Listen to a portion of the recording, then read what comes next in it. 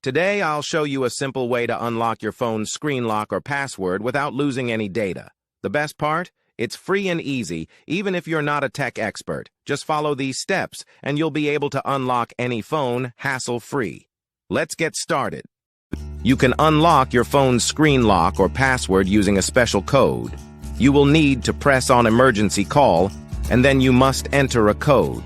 This code is unique to each type of phone and is provided by the phone manufacturer.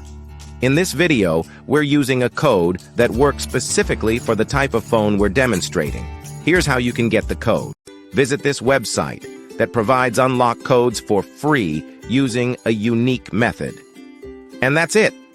Now you can unlock your phone without losing any data. See you in the next video. Bye.